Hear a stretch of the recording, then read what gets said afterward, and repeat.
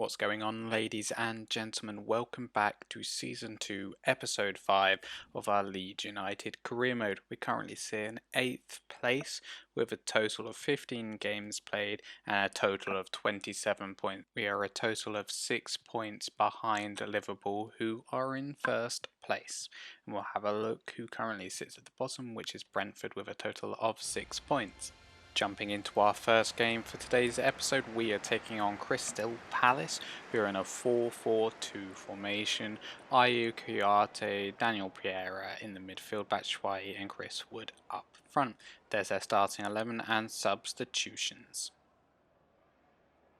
Moving over to our starting 11, we've got Sherpen in goal, giving Millier a rest. That is our defence, and midfield starts with Phillips, Rafinha, Vencedor de Silva, and Harrison. Skov is still out with an injury, and there is our starting 11 and substitutions. First opportunity is falling to Crystal Palace in the 18th minute, but they managed to put it over the top of the crossbar from Daniel Pereira, their captain. Beautiful teamwork to get into that position to get the shot off, but he just leant back a little bit too much and skied it. Palace are coming forward with another opportunity, and Batshuayi isn't going to miss from there. He manages to put it past Sherpen to make it 1-0 Crystal Palace. Beautiful run from Batshuayi to get into the position to actually get the opportunity on goal, and he managed to lose the Leeds defender quite easily. But that initial run, I think, from Kouyaté to find him was really well done. He was in a lot of space and none of the Leeds players knew where he was going to go.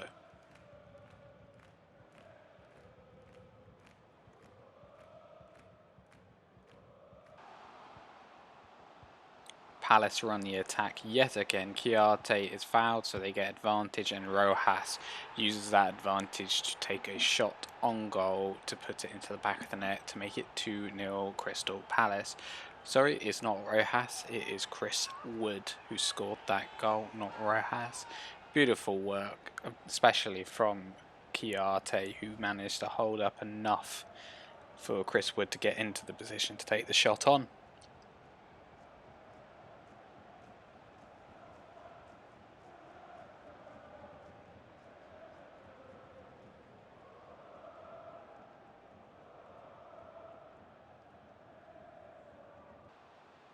Just before half time, we're managing to get our own opportunity. Rafinha passes it to Rodrigo, who is not going to miss from there to make it 2-1 Crystal Palace. Still got quite a bit of work to do in the second half, but this is showing that we have the ability to come back and at least get a couple goals in the next half. But a beautiful run from Rafinha, and almost messed up the shot there, Rodrigo, because he nearly let the ball run a little bit too far, but he still managed to put the ball in the back of the net. We get another opportunity in the second half, and it is a beautiful finessed finish into the back of the net from none other than Josh De Silva. Beautiful work-up play to actually find him from Rodrigo. I think we got a couple of passes off, one from Rafinha to Rodrigo, Rodrigo's first time pass to De Silva, leaving him with this beautiful opportunity.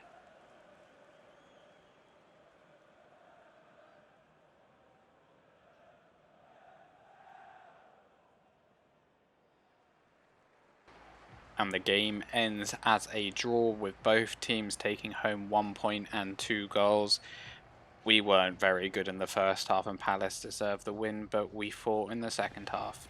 Moving into match number 2, we have our starting 11: Shackleton, Denier, Koch and Sessegnon at the back, Phillips in the CDM role, Rafinha, Vencedor de Silva and Harrison in the midfield, with Rodrigo up front.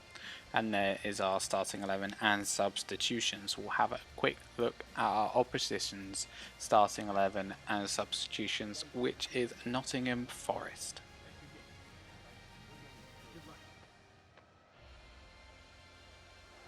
Here we are then, let's see their starting 11. not many people that you'll probably recognise. So and Cafu probably, and João Carvalho are probably the people I'm going to pick out there. They're the most dangerous.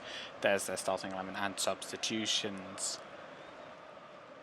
First opportunity in the match comes to us in the 74th minute, with Phillips managing to find the back of the net with a very weak shot. I feel like their keeper should have managed to get that and actually push it out, but we deserve that goal. We've struggled so hard to break through their defence. They've just been on top form, stopping us getting any opportunities within the 16-yard box.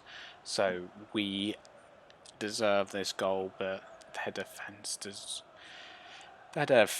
is defended exceptionally in this game, and that one goal settles it. We managed to bring the 3 points home from this game. Nottingham Forest are probably really shattered from that game, but we worked and worked, and we finally broke through to get the winning goal, and it pays off, and it shows that we've been in the Prem for one season longer. We've just got that resilience to push through and continue no matter what. Jumping into match number 3, we take on Newcastle United. This is their starting 11, and then we'll have a look at their substitutions. Loren is a player I'm picking out there. Whenever I play against him in FIFA, he is disgustingly good. So he will be a key player for the Newcastle starting 11. We're trying a new formation, 5 at the back, and that includes Philip in the central centre-back role. And then we're going to go 2 midfielders and 3 forwards.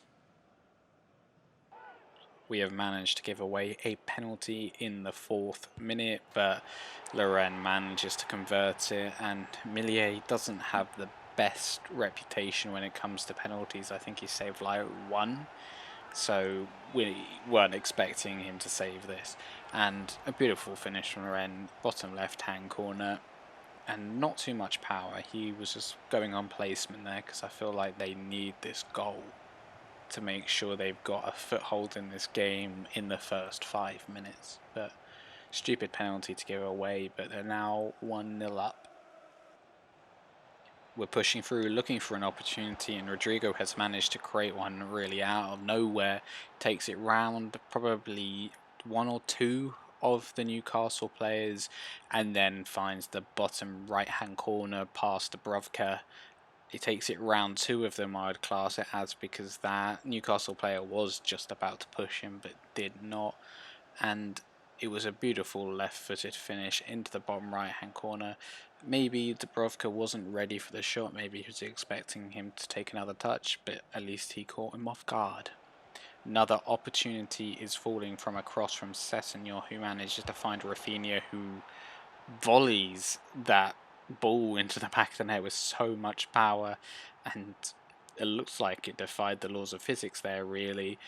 I can't wait to look at the replay of that.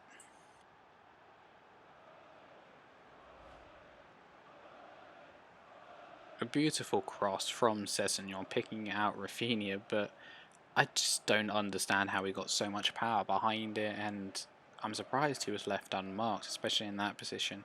So it looks like the ball just bounced and then Rafinha took it straight away, so I guess it had a bit of momentum from the cross and the bounce then, but beautiful finish to give us the win. That makes us pick up another 3 points, so we're doing very well today, and we're going to push into match number 4. Here we are, this is our starting 11, back to our normal formation with Denea coming in at centre back. Rafinha, Vargas is getting a start today, and De Silva and Harrison and Rodrigo up front. So that's our starting 11 and substitutions. Let's take a look at Burnley's starting 11. Nick Pope in goal, so a hard player to play against. Luke Ayling, ex-Leeds player.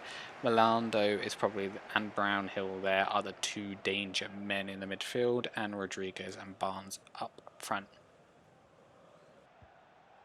First opportunity of the game is fallen to Burnley from a beautiful cross from Luke Ayling to find one of the Burnley strikers. I can't remember which one it is, I guess we'll see in a second. It is Barnes, and he manages to get higher than the centre backs who were marking him, and he manages to put it easily past Millier.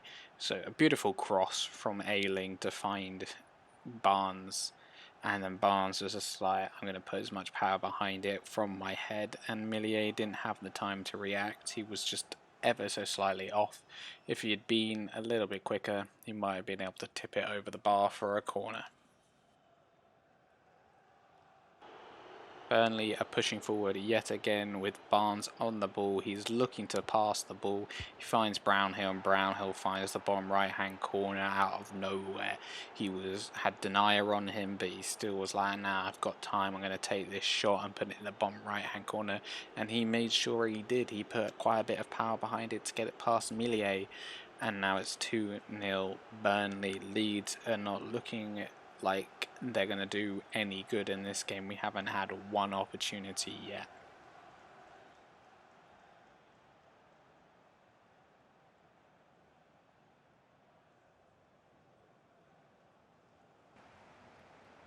Shackleton is pushing forward, and he's going to make a pass to Rafinha, who is like, I'm not going to pass this on, I'm going to take this on my left foot and finesse it into the bottom left hand corner to make it 2-1 Burnley.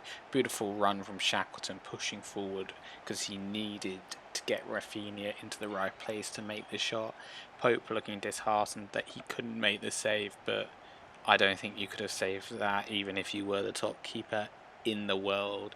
It's so far nestled in that top left hand corner. It would have been a difficulty, and it doesn't help that Rodrigo was in the vision of the goalkeeper.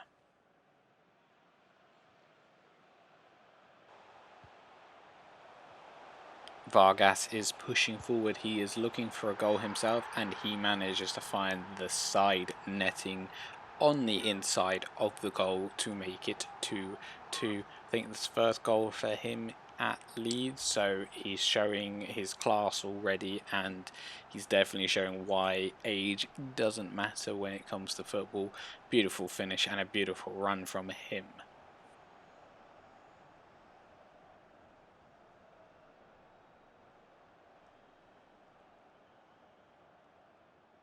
Vargas pushing forward yet again. He's looking for a layoff pass. He manages to see Harrison, and Harrison dummies but hits it straight at Pope, and Rodrigo manages to get the best reaction possible and gets his foot on it first to put it into the back of the net to make it 3-2 Leeds United.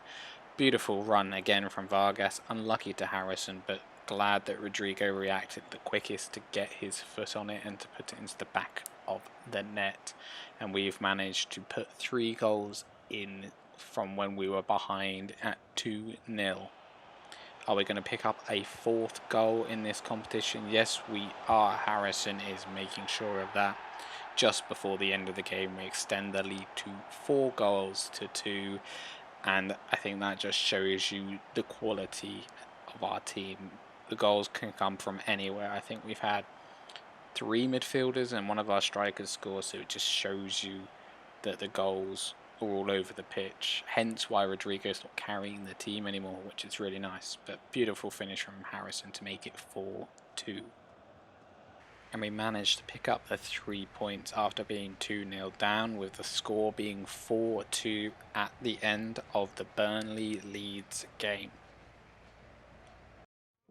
Just before we jump into the last match, we managed to pick up a free agent, Lassana Koulibaly, who will be turning into a centre mid, and he will probably be sitting on the bench once we get Skov back, but we just need that other option to Vencedor, because sometimes we need a bit more of a defensive midfielder, and he seems to fit the bill. Moving into the last game of today, this is our starting 11. Normal formation, Vencedor de Silva in the midfield, Costa up front. We are taking on Palace for the second time in this episode, and this is the second game in the Premier League, and this is their starting 11. They've got John Stones at the back this time, who they didn't start last time. Same midfield and same strike force, so quite deadly as we found out in the last game, but let's see if we've learned anything new since we played them. We get the first opportunity falling to Ventador's feet from a beautiful pass from Harrison, and Ventador puts it into the back of the net to make it 1-0 Leeds United. Harrison was very good to pick out the feet of Ventador, probably could have crossed it, but Ventador's not the best at heading, but glad we managed to pick out the first goal in this game, and hopefully we can hold on to the lead.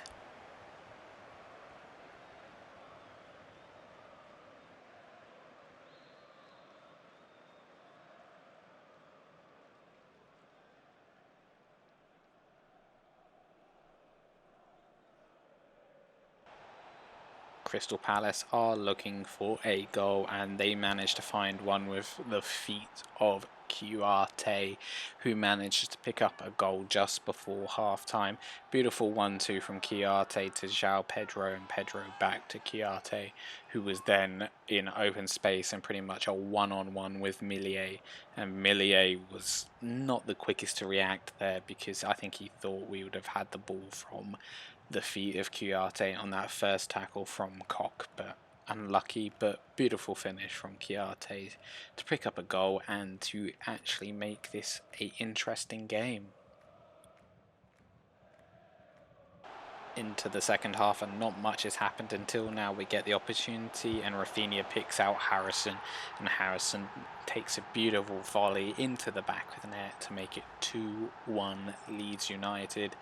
Rafinha, beautiful cross to pick up the left foot of Harrison, and Harrison just places it under Gaeta, or is it Hennessy in goal? It is Gaeta in goal, and he was not able to react quick enough to make that save, which is unlucky, but that does now put us ahead with 5 minutes to go of the game. But those 5 minutes didn't change anything when we pick up the 3 points this time after previously dropping 2 points, and we've done very well from today's episode. I think we've picked up like 18 points, and that moves us up into 4th place, 8 points behind Liverpool, who sit in first. Same amount of points as City, but just behind on goal difference. If you have enjoyed today's episode, please leave a like and maybe comment something that I could improve about the videos, or even some players that I can possibly start to scout. But thank you for watching, and ta-ra!